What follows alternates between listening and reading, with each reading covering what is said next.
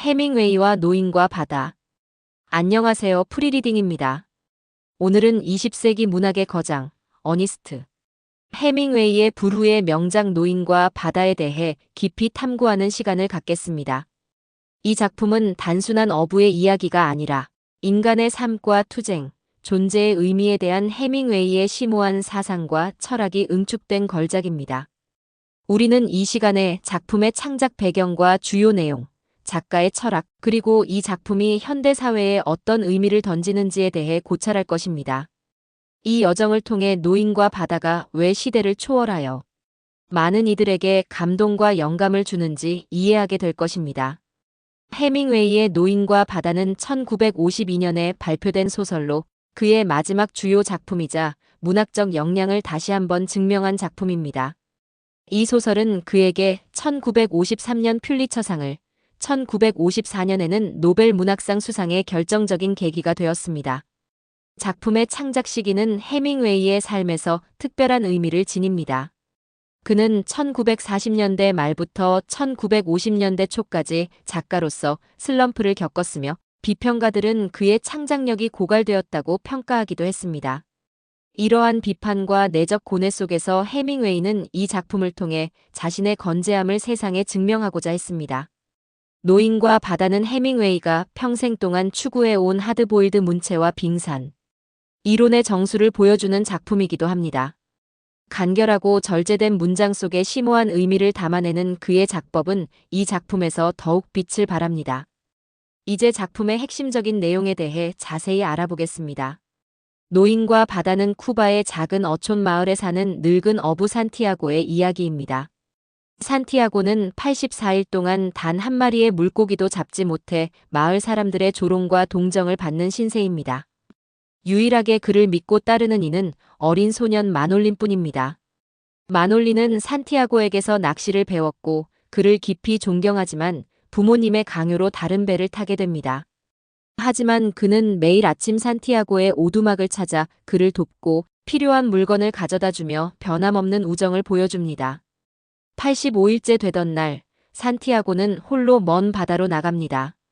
그곳에서 자신의 배보다 훨씬 큰 거대한 청새치를 낚게 됩니다. 며칠 밤낮을 이어지는 청새치와의 사투는 이 작품의 가장 중요한 부분입니다. 산티아고는 극한의 고통과 피로 속에서도 청새치와의 싸움을 포기하지 않습니다. 그는 청새치를 단순한 먹잇감이 아닌 자신과 동등한 존재이자 위대한 상대로 존경심을 표합니다. 이 과정에서 산티아고는 자연과 생명의 경외감을 느끼며 자신의 한계를 시험하고 극복해 나갑니다. 마침내 청새치를 잡는 데 성공한 산티아고는 청새치를 배 옆에 매달고 귀향길에 오릅니다. 그러나 피냄새를 맡은 상어떼가 몰려들어 청새치를 공격하기 시작합니다. 산티아고는 홀로 상어떼와 필사적인 싸움을 벌이지만 결국 청새치는 뼈와 머리, 꼬리만 남은 채 사라지고 맙니다. 산티아고는 지친 몸을 이끌고 마을로 돌아오고 그의 배 옆에는 거대한 청새치의 뼈만 남아 있습니다. 마을 사람들은 뼈만 남은 청새치를 보고 경외감을 느끼며 마놀리는 산티아고의 귀환을 진심으로 기뻐합니다. 산티아고는 잠이 들고 꿈속에서 사자들을 보며 평화를 찾습니다. 이 작품에서 해밍웨이는 자신의 사상과 철학을 산티아고의 인물과 행동에 고스란히 담아냈습니다. 해밍웨이의 철학은 노인과 바다에서 세 가지 핵심적인 축을 중심으로 전개됩니다. 첫째, 불굴의 의지입니다. 산티아고는 84일간의 불운에도 불구하고 포기하지 않고 바다로 나서는 용기를 보여줍니다. 그는 청새치와의 사투 속에서 인간은 패배하도록 창조된 게 아니야. 파멸당할 수는 있을지 몰라도 패배할 수는 없어라고 되뇌며 어떠한 역경 속에서도 꺾이지 않는 인간 정신의 강인함을 보여줍니다. 이는 해밍웨이가 강조했던 그레이스 언더 프레셔, 즉 압박 속에서의 우아함이라는 개념과도 맞닿아 있습니다.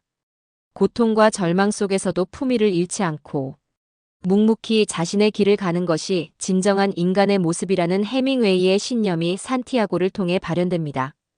둘째, 삶의 투쟁과 허무입니다. 산티아고의 청새치와의 싸움은 인생의 모든 고통과 투쟁을 상징합니다. 그는 필사적으로 싸워 승리하지만 결국 청새치는 상어떼에게 모두 뜯어먹히고 뼈만 남게 됩니다. 이는 인간이 아무리 노력하고 성취하더라도 결국 삶의 모든 것은 허무로 돌아갈 수 있다는 비극적인 현실을 보여줍니다. 해밍웨이는 이를 통해 인생의 본질적인 허무함을 인정하면서도 그 허무함 속에서도 의미를 찾고 가치를 부여하는 인간의 노력을 강조합니다.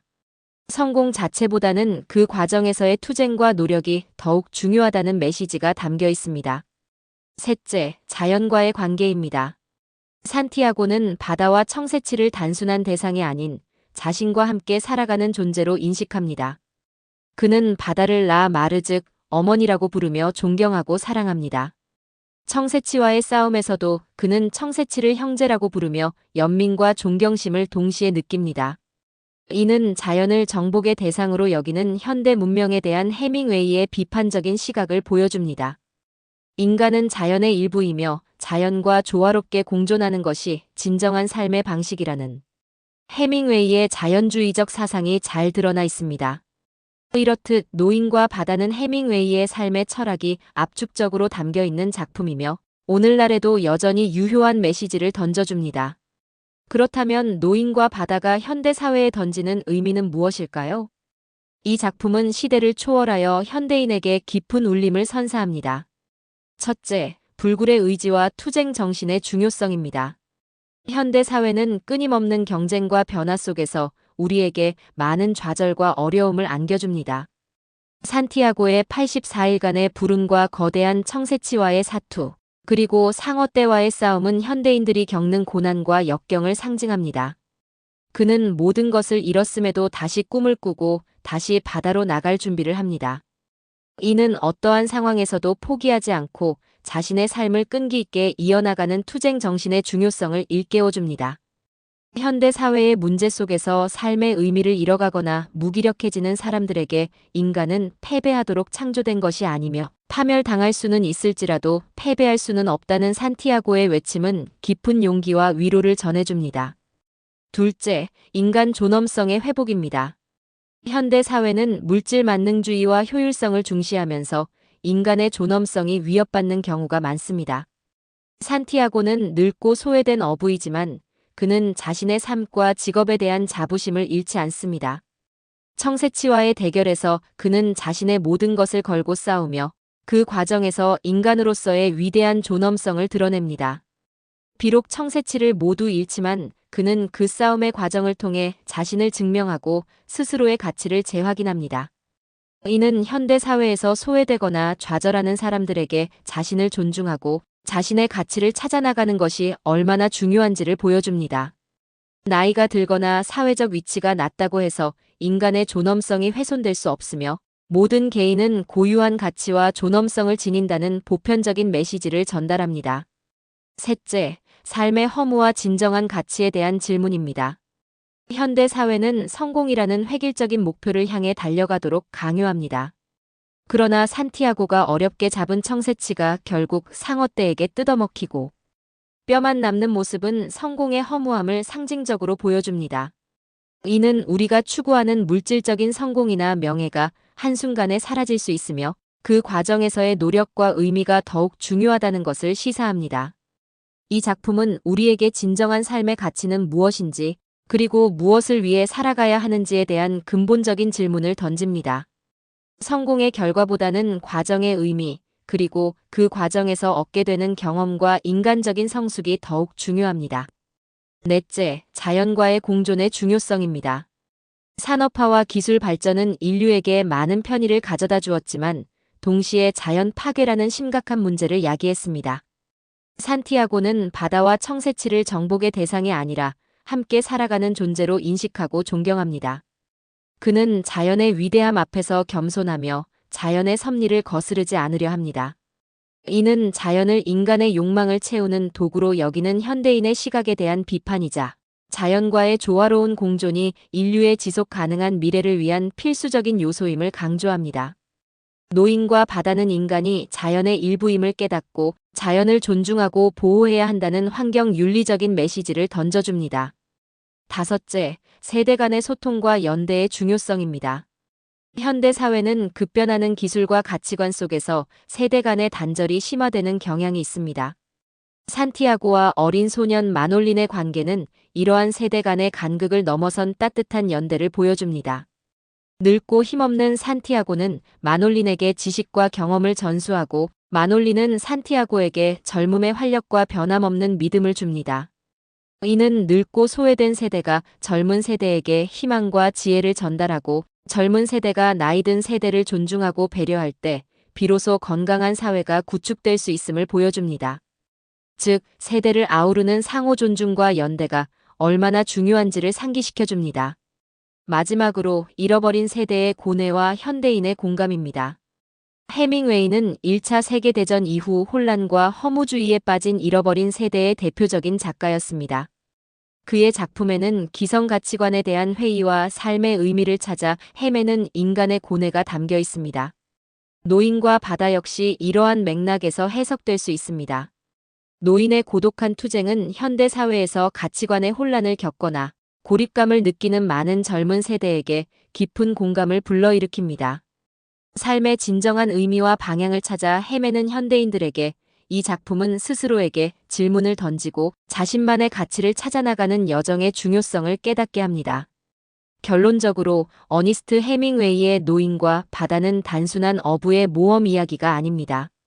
이 작품은 인간의 불굴의 의지, 삶의 고통과 허무, 자연과의 조화, 그리고 인간 존엄성에 대한 해밍웨이의 깊은 성찰을 담고 있는 문학적 걸작입니다. 1952년 발표 이래 수많은 독자들에게 감동과 영감을 선사하며 시대를 초월하는 보편적인 메시지를 전달해왔습니다. 산티아고의 투쟁은 단순히 한 노인의 싸움이 아니라 삶의 모든 역경과 고난에 맞서 싸우는 인류 보편의 투쟁을 상징합니다. 그는 비록 청새치를 잃었지만 그 과정에서 자신의 한계를 뛰어넘고 인간으로서의 존엄성을 증명해 보였습니다. 이는 우리가 삶에서 마주하는 실패와 좌절 속에서도 결코 포기하지 않고 스스로의 가치를 찾아나가는 것이 얼마나 중요한지를 일깨워줍니다. 현대 사회의 복잡다단한 문제들 속에서 우리는 노인과 바다가 던지는 메시지, 즉 인간은 패배하도록 창조된 것이 아니며 파멸당할 수는 있을지언정 패배할 수는 없다는 강력한 외침에 다시 한번 귀 기울여야 합니다. 이 작품은 삶의 진정한 의미를 찾아 헤매는 현대인들에게 깊은 위로와 함께 용기와 희망을 선사하며 우리가 나아가야 할 방향을 제시하는 등대와 같은 역할을 합니다. 어니스트 해밍웨이의 노인과 바다는 앞으로도 오랫동안 우리의 마음속에 남아 삶의 여정 속에서 지치고 힘들어하는 모든 이들에게 불멸의 영감을 줄 것입니다. 오늘 노인과 바다에 대한 이야기가 여러분에게 의미 있는 시간이었기를 바랍니다. 감사합니다.